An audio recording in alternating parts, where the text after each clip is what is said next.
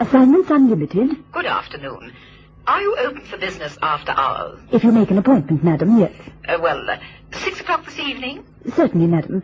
May I ask who's calling? Mrs. Lavery Manners. I'm ringing from Queen's Gate. I'd like to discuss a small business matter with you. I'll make an appointment for you to see Mr. Mason, then. I see only your phone number in the newspaper. What is your address? 33 Half Moon Street.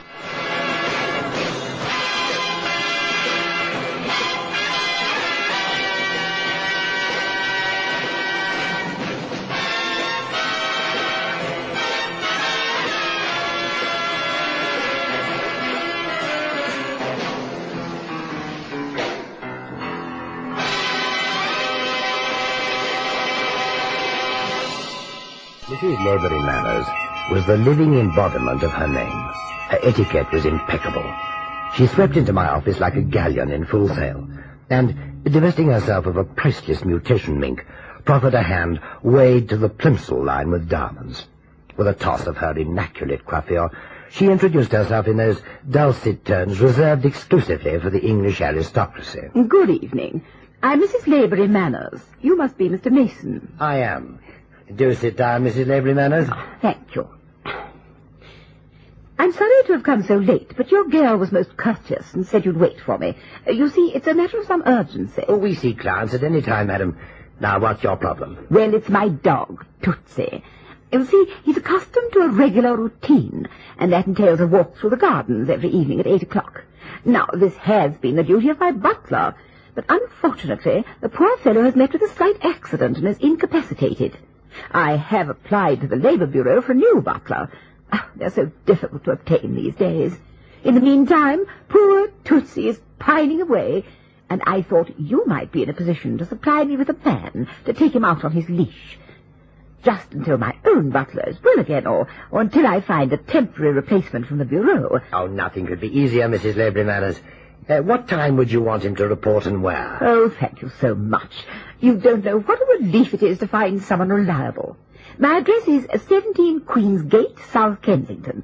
You know, just near the Victoria and Albert Museum. I'm sure your man will find it easily enough. Oh, he's well acquainted with London. He'll know where it is. Thank you again, Mr. Mason.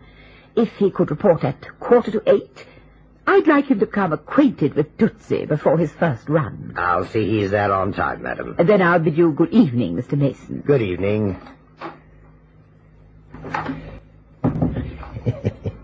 A matter of some urgency. Whoever dreamed up that expression, it's a dog's life. Yes? The lady's left, sir, but the perfume lingers on. Why haven't you gone home, Miss Fairweather? The lady said the matter was of some urgency, sir, so I thought I'd better stay around for a while. Well, I'm touched by your loyalty, Miss Fairweather. Well, I was waiting for Cannon anyway. Cannon? Is he coming here? Yes, sir. We're going to the Flicks. You were going to the Flicks? Cannon has work to do, tonight. Oh, it always happens when it's Gregory Peck. 17 Queen's Gate. Well, Cannon, you must admit it's rather nice. Yeah. I wonder what the chief's charging for this dog walk. Why don't you ask the wealthy widow? Well, we don't even know if she is a widow. Ring the bell, Cannon. A faint heart never won a fair French poodle. Okay. Yes? Oh, evening, ma'am. My name's Cannon. I'm from Assignments Unlimited. You've come to take out Tootsie? Well, that's the general idea, ma'am, yes. Good. The tradesman's entrance is right on the corner. If you go round to the kitchen, I'll fetch the dog and his lead. Well, I'll be doggone. Cannon, you rough old proletarian. Head for the kitchen. Who knows? The lady might even give you a cup of tea. Yeah, out of a tin mug. Oh, cheer up, Cannon. It's a lovely night under the stars and really quite romantic in the gardens. Yeah, surrounded by an iron fence 10 feet high. I feel like I was in jail. Come to think of it, I'd rather be in jail than at the beck and call of an old pussyfoot like this one. Here's the turning. And there's a number on the back of the house, too. Well, that must be him. Yeah, you ring this time. Right.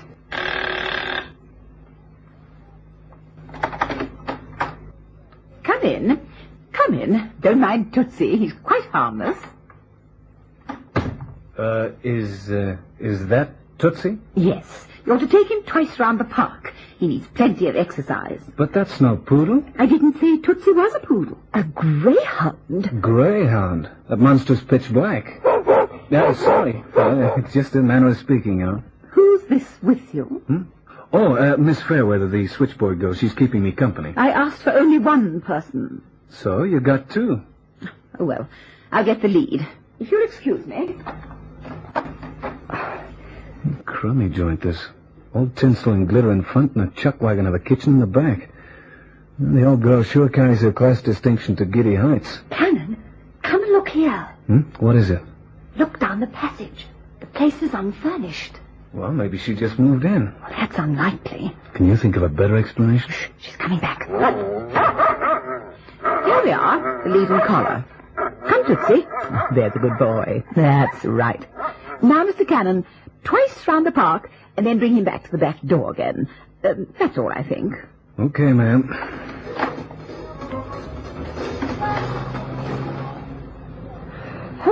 Twice round this place. Well, that puts the kibosh on Gregory Peck. Oh, it'll take ages. Yeah. Well, maybe we could tie him to a tree and look at the stars. Duty is duty, Cannon. We walk him for an hour, just like the lady said. Okay. Say, tell you what. Let's see if we can get him to start up a rabbit, sort of pass the time. If you let go of that lead, you might lose him, and then the fat will be in the fire. Taking the dog for a walk, mate? No, we're off to the preacher for a special license. Oh, funny, eh? Give me the lead and I'll walk him for you. Stranger, look, I don't know who you are, but take a powder, huh? Know what this is? Sure. It's a razor. You better stand closer to it next time you shave. Matey, I'm not playing games. Now, you be a good boy and take your girlfriend off into the park and hand me the dog. Look, beat it, Buster. All right. I'll tell you, it's a bad... You know something, baby? He was serious. Look, bring him round. I'd like to have a cozy fireside chat with him. Oh, the dog. You let him go. Well, what else could I do? That guy on the grass is a qualified barber. Come on, let's get after the dog. Come on. No use. No, I guess not. Whoever outran a greyhound anyway. Oh, boy, what a start to an assignment. Come on, let's get back to the mug with carving ways. Oh, well, what can we tell the lady at number 17? Well, some hoodlum needed her greyhound. That canine cat means everything to her. She snuggles it to her bosom nights and coos nursery rhymes to put it to sleep. Cannon, the man you put to sleep has gone. Yeah, that's right. Oh, well, just my luck. It's all this class distinction that disturbs my sense of justice. I should have hit him with a rock. Well, I guess there's no use in delaying things. Come on, let's get back. Ring the kitchen doorbell, Miss Fairweather. Right. Say, how many dogs has the old girl got? Ring again. What's the matter with it? Try the door. It's locked. Let me see. But Cannon, she might just have gone out or something. If you break in, we can get into all sorts of trouble. Look, a guy tries to slice me with a razor. We lost the dog. There's another one howling its head off inside. How much trouble can you have in one night? I've got a bunch of keys here that'll open this door.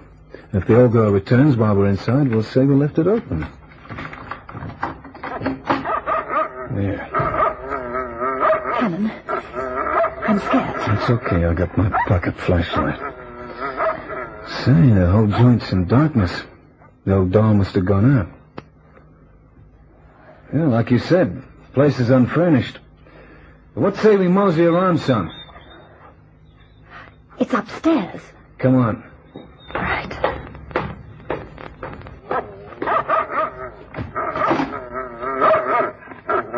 Okay, fella. Take it easy. Take it easy. Say, this looks like a printing shop. In Queen's Gate. Look, draw the curtains, baby. I want to put the lights on, huh? Okay. Cannon, in the corner. Is he dead? Yeah. It's like a dodo. What? How did it happen? And I guess I'd say a razor. No, don't come any nearer, baby. It's not very pretty. The dog. It's Tootsie. Tootsie? That's impossible. Well, look for yourself. No, it's a canine double. It can't be Tootsie. That dog was shut in this room. The windows are shut. It's another dog. But it's exactly the same as Tootsie. Look, dogs don't spirit themselves through brick walls, and they never voluntarily closet themselves with a corpse. Say, did you notice a phone in the hall? No, I didn't. Hey, wait a minute. Somebody's arriving. Put the light out. Quick. Where can we go? In that cupboard. Now, come on. Don't make a noise. Shh.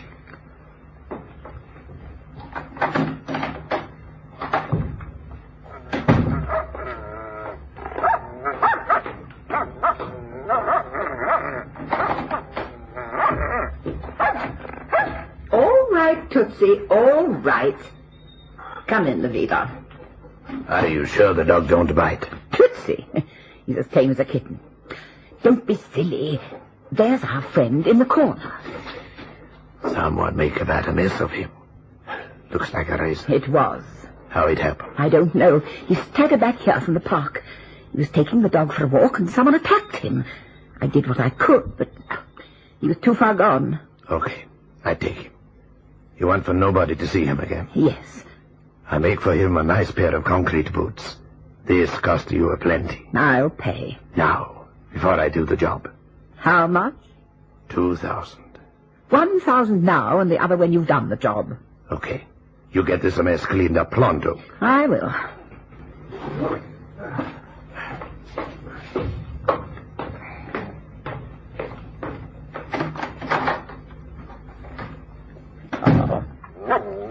Poor Tootsie. Were you frightened here all alone? I don't remember drawing curtains. I wonder if... Oh.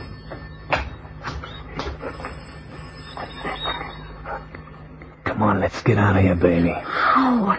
Well, she's on the phone. There's ivy on the wall outside. Do you think I can climb down? I'll try. Good girl. Now come on over to the window. Right. Come on. Quiet. Okay, out you go. Go on. I'm right behind you. Now make sure you got a good handhold. Okay? I'll close the window. Yeah. Made it. Hey, you're a great burglar, Cat. Don't you mean a cat burglar? Tootsie. Yeah, the right Tootsie. He's still got his collar and lead on. Come here, boy. Come on. Come here. Got him. First lucky break this evening. Cannon, having made a mental note never to accept a job as butler to anyone, began to retrace his steps to the office, with the intention of telephoning me at the club. He didn't get that far. A newsboy caught his attention on the corner at Knightsbridge. Evening Standard, all the dog fixtures. Evening Standard, all the dog fixtures. Paper, Gov? Yeah. Thanks, Gov. Right. Evening Standard, all the dog fixtures. Evening Standard, all the dog fixtures. Cannon, what are you looking for? Just a hunch. Hang on. Yeah, here we are. Third race at Wembley. The dogs? Yeah, that black greyhound races for his living. Which one? Well, that's quite a point. Anyway, the name's the same. Look, third race. Tootsie, owner, Mrs. Laborie Manners. Honey, do you know how these dogs race? You ever been to the dogs? Not yet. But I have a funny feeling that if you don't report that dead butler, I'll soon be going to the dogs. And I mean that strictly metaphorically. No, wait a minute. Just let me read what it says here. The third race being over a longer distance should prove too much for the black greyhound Tootsie. He has shown a great turn of speed over a sprint and was winner last time out in Manchester. Canine says... Canine? Racing tipster. Canine says that the miller's son should win this race, and he's expected to show firm favorite on the tote when the betting opens. Yeah, now what do you think of that? Well, I might think all sorts of things, if you translated it for me. Well, it's like this. You see, tomorrow's Saturday, and the big race meeting at Wembley. There are 6 races set for tomorrow, and there are 6 different dogs in each race. The races themselves are run over different distances. Some dogs run well in a short sprint, and others do better over a longer course because they have greater stamina. Now, at the dog track, they have a totalizator board. You can bet in 2-shilling pieces or in pound notes, and every time somebody places a bet, the amount of money shows on the tote board. The odds are calculated by the amount of money placed on each dog. Poor little thing. No, they love it. In addition to the tote, there are bookies who make their own odds. I don't see what all this has to do with the dead butler. Well, neither do I yet. But I want for you and me to be at that dog track tomorrow night and see how well Tootsie runs. You've forgotten one thing, Cannon. You have to take a dog round the park twice, starting at 8 o'clock. Well, you'll never get to the dog track on time. Yeah, but this is where the conspiracy begins. If Tootsie is running in the race, then he can't be walked round the park, can he? Not even a dog can be in two places at once. But there are more than one Tootsies. In fact, there are two. We saw them. Correct, my beautiful Belle. But Mrs. Lavery Manners doesn't know that we know. And what's more, she mightn't want us to know. Why? If I knew the answer to that one, I wouldn't be standing on Knightsbridge Corner looking for a coin for the telephone booth. What? You're going to phone her? Well, why not? If she says there's more than one Tootsie, then we'll go to the office and ring up the chief. But if she says what I think she'll say, then we keep Mum and go to the dogs tomorrow in time for the third race, okay? Well, what about tonight? Well, I've got a frozen pie in my apartment, and you're just the doll to thaw it out. Come on.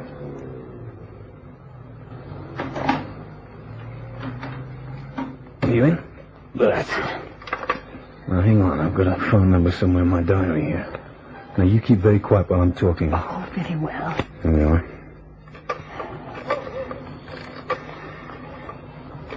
5, 3, 4, 2, 3.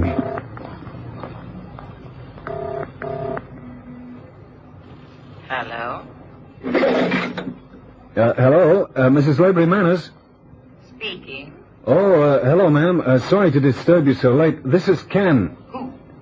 Ken, Assignments Unlimited. You know the guy who took your dog Tootsie for a walk tonight? Oh, yes. What can I do for you, Mr. Cannon? Well, the fact is, ma'am, I bought the Standard just now on the way home, and, well, I see in the sports page that your dog Tootsie is racing at Wembley tomorrow night. Oh, he has little or no chance. The dog's a sprinter. Yeah, well, that's not why I rang, ma'am. You see, my old and infirm aunt is coming down from Greenock tomorrow, and I thought if the dog is racing, then, well, you won't need me to take him for an exercise around the park. In which case, I could go to the station and meet the old lady. Hello, are you still there? Yes. Very well, Mr. Cannon. You may have tomorrow off. But see to it that you're here on Sunday. On time like a Rolls-Royce watch, ma'am. Good night, Mr. Cannon. Good night, ma'am. You catch all that? Every word. But, Cannon, if only one dog is at the racetrack, who will take the other one for a walk? Baby, I'm more interested in finding out who's being taken for a ride.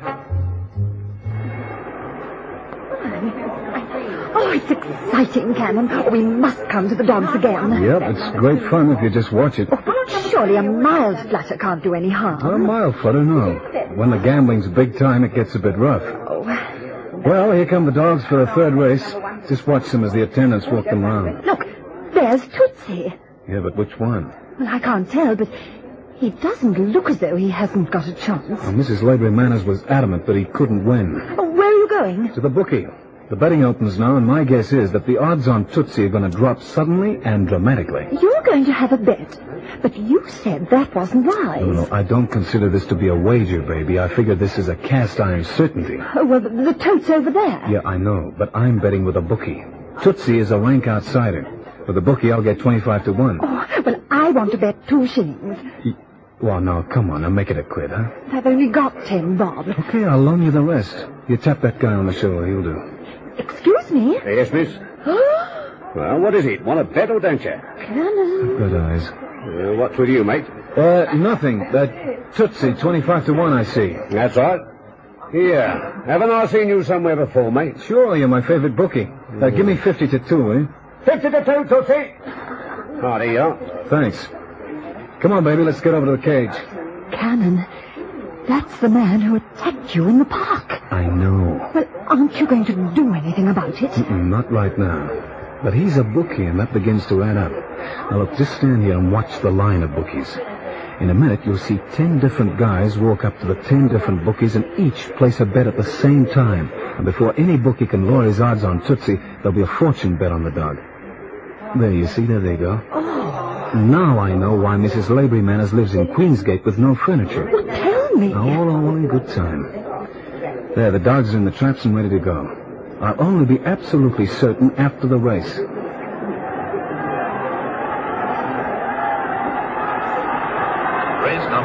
the third race on the card.